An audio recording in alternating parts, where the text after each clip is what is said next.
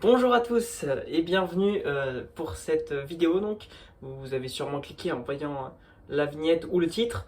Donc, ce sera une vidéo concernant le championnat de France de Ligue 1 et on va essayer de voir qui pourra être champion de France. On va faire une analyse en fonction de statistiques, en se référant aux jeux pratiqués par les équipes, les tendances actuelles. Et aussi, je vous donnerai mon avis personnel, bon, même si j'essaierai d'être objectif parce que, voilà, comme vous pouvez le voir, je suis supporter de l'OL. Mais j'essaye d'être le plus objectif possible. Je regarde les matchs, enfin j'ai regardé les matchs des quatre équipes dont on va parler aujourd'hui. J'ai pas regardé tous les matchs, mais j'en ai regardé quelques-uns de chaque équipe. Pour commencer, on va faire plusieurs parties. La première, ce sera le calendrier du championnat. Quelles seront les confrontations qui nous restent avant cette fin de championnat? Quels seront les matchs vraiment importants à suivre qui détermineront le classement final? Puis ensuite, vous verrez, on aura d'autres parties plus intéressantes, enfin, ou plus ou moins, mais en tout cas, on parlera des statistiques, des entraîneurs, des styles de jeu. On essaiera de se mettre en perspective par rapport aux autres championnats de Ligue 1 des saisons précédentes pour voir quels seront à peu près les résultats en fin de saison. Enfin bon, voilà.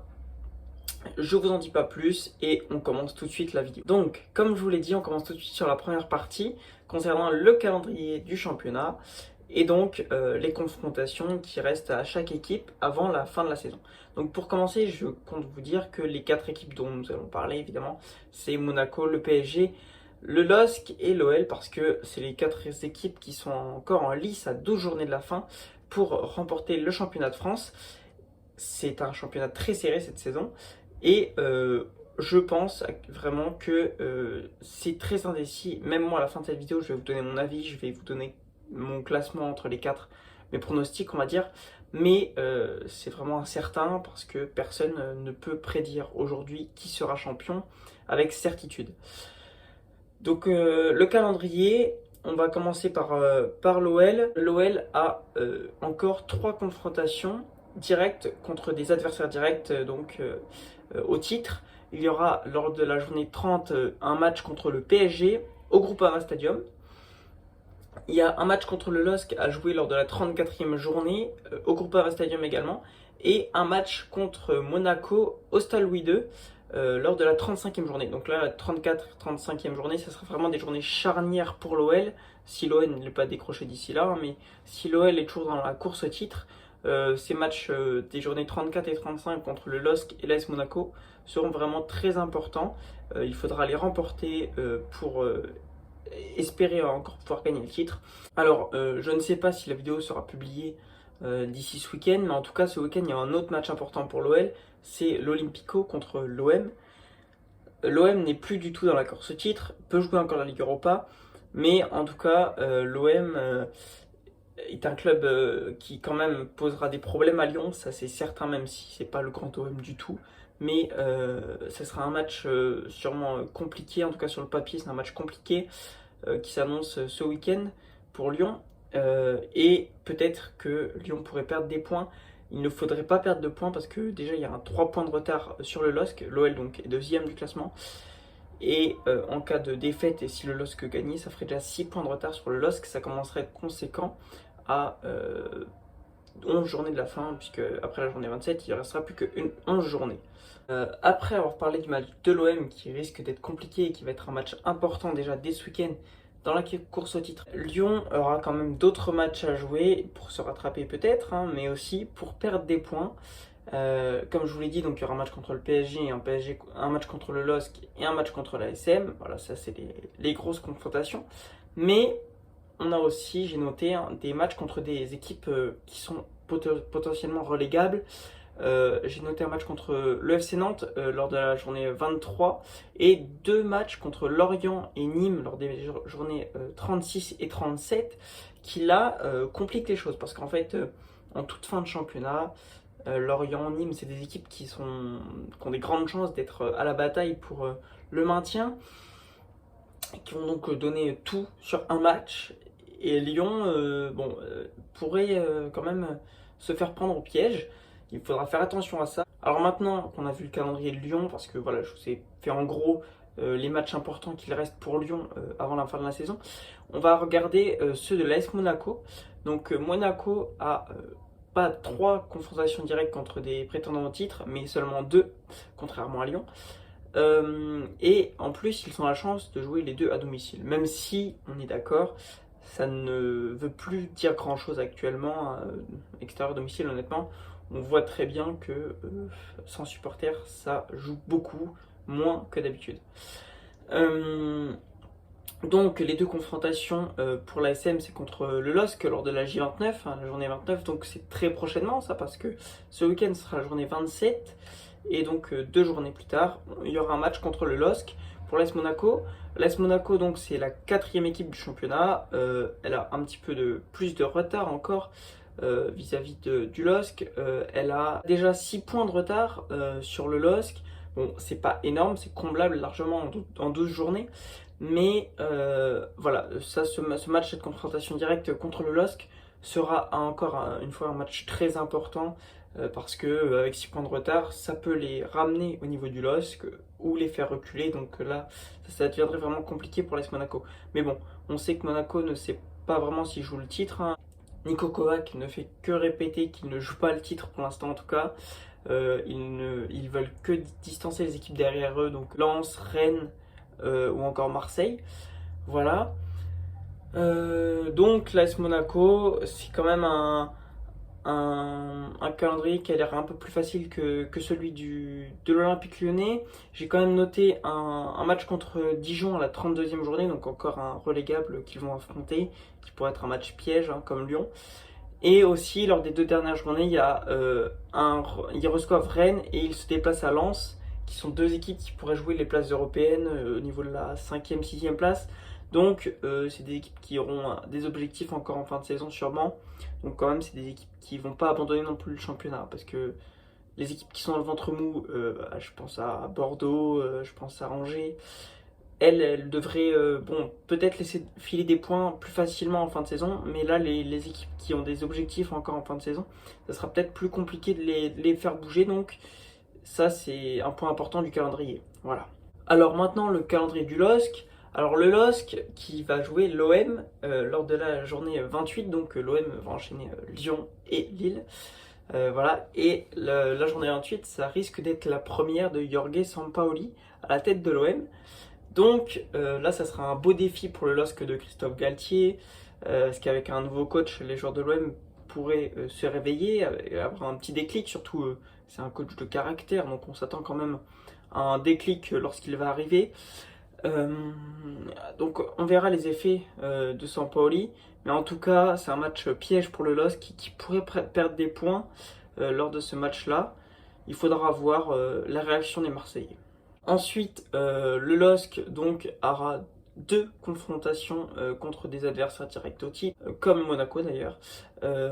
Une contre le PSG lors de la journée 31 et une contre l'OL lors de la journée 34. Alors c'est 2 déplacements, hein. Monaco c'était 2 domiciles, bon là c'est 2 déplacements. Encore une fois, moi je pense qu'il n'y a plus du tout d'effet extérieur domicile, donc on ne prend pas trop ça en compte. Mais voilà, donc c'est contre le PSG et contre l'OL. Le PSG, bon, on sait que cette saison ils sont très mauvais contre les gros, donc peut-être que les matchs contre le PSG seront gagnés par les gros, mais en tout cas là, dans ce cas-là, ça serait compliqué pour le PSG. Mais là on parle du LOSC, donc le LOSC, 2 confrontations directes à l'extérieur. Et puis lors de la journée 37, il y a un match contre l'AS Saint-Etienne qui sera donc sûrement une équipe qui va se battre pour le maintien jusqu'à la fin, enfin je pense, hein. Après on verra comment ça évolue, mais voilà, ça pourrait être un match piège à nouveau. Alors maintenant le calendrier du PSG, le PSG c'est encore 2 confrontations contre les adversaires directs au titre, hein, comme le LOSC et l'ASM.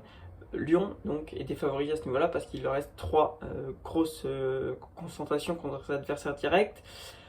Pour le PSG, il reste un match à Lyon et un match contre le LOSC à domicile lors des journées 30 et 31. Donc là, c'est pareil que tout à l'heure, je vous parlais, je crois, de LOSC qui avait 2 matchs de suite très importants. Alors là, c'est pareil, si Paris perd les 2 matchs, ça sera terminé certainement pour le titre. Donc ça sera des journées charnières, 30 et 31, ça arrive très vite, hein, parce que là on va arriver à la journée 37, dans 3 journées, bim, ça y est, OL PSG, et puis ensuite PSG LOSC dans 4 journées. Donc ça va arriver très vite, et on va savoir, on va être fixé très vite, à mon avis, là il va y avoir un éminçage des prétendants au titre, petit à petit, au fur et à mesure des journées qui nous restent.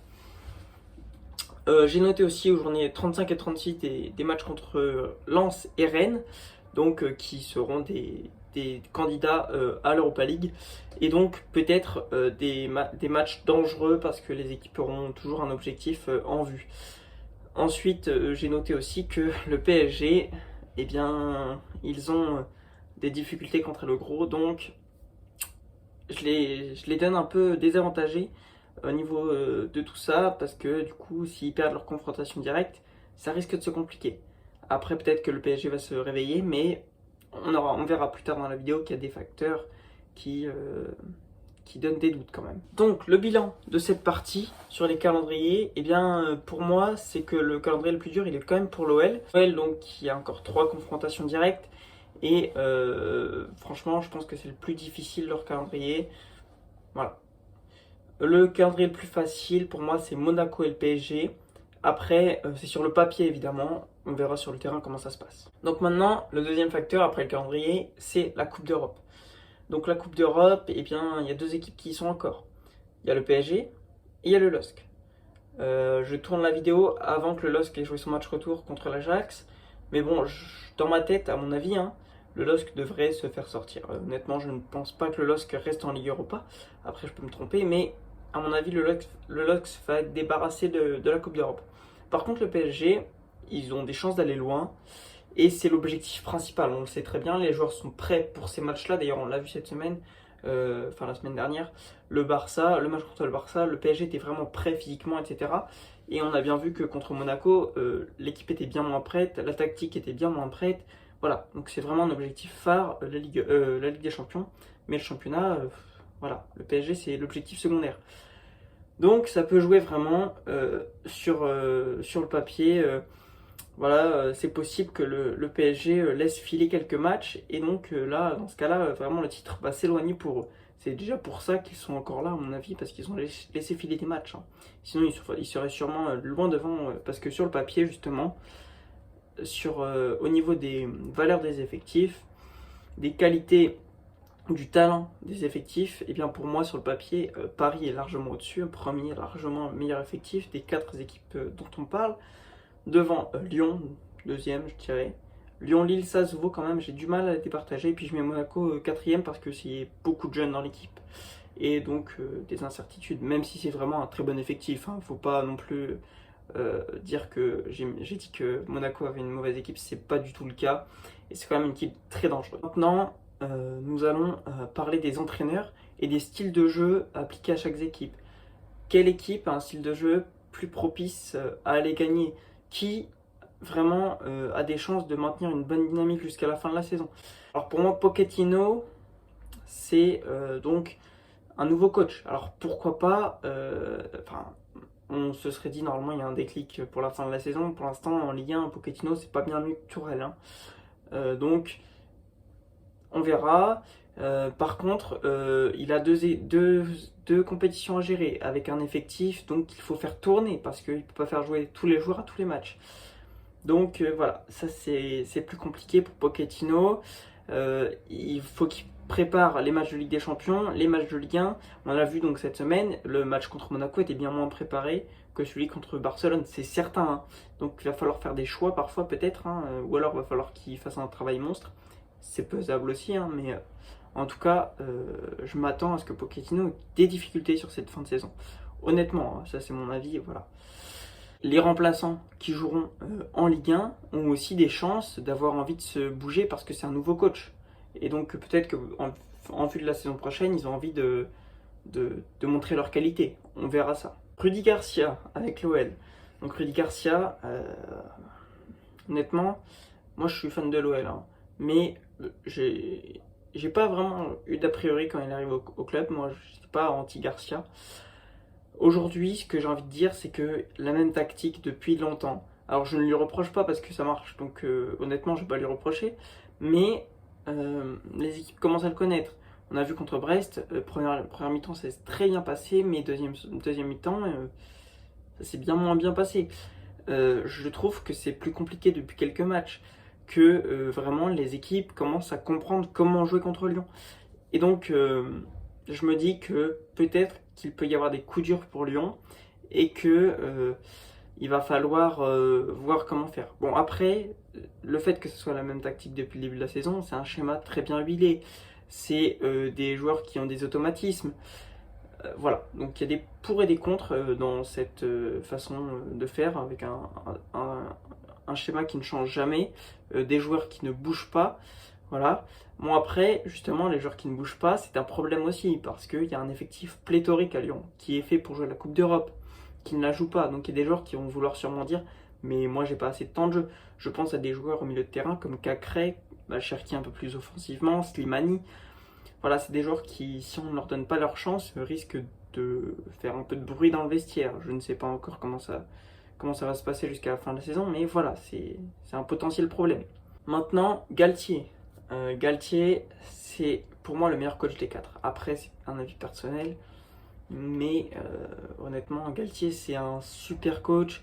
Il sait adapter son équipe à toutes les situations.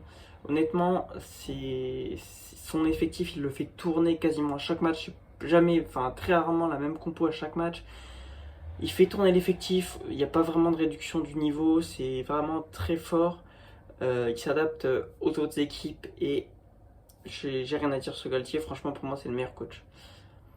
Ensuite, Niko Kovac. Niko Kovac, bah écoutez, c'est un style très offensif, c'est Bundesliga, c'est on prend des buts, c'est pas grave, et ça peut lui coûter cher, hein, mais c'est magnifique à voir jouer, ça c'est sûr. Pour moi, je vais pas m'en plaindre, mais en tout cas, c'est certain que Niko Kovac peut se mordre les doigts si jamais il prend des buts contre Metz.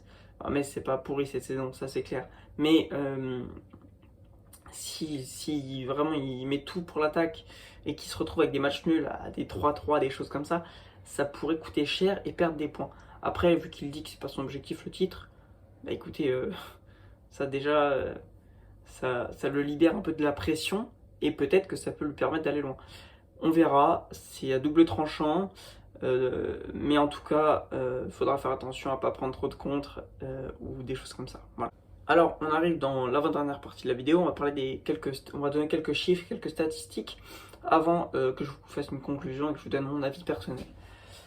Donc, alors les statistiques, Lille, qui est leader de Ligue 1 actuellement, a mis le plus faible total de points pour être champion dans les 10 dernières années en 2011. En 2011, Lille a été champion avec 76 points. C'est très peu pour les 10 dernières années, c'est le plus faible total en tout cas. Mais donc j'ai calculé par rapport aux 4 équipes qui sont en lice pour le titre, combien de points il leur faudrait encore pour atteindre ce total le plus faible pour être champion, et combien de points par match il faudrait marquer.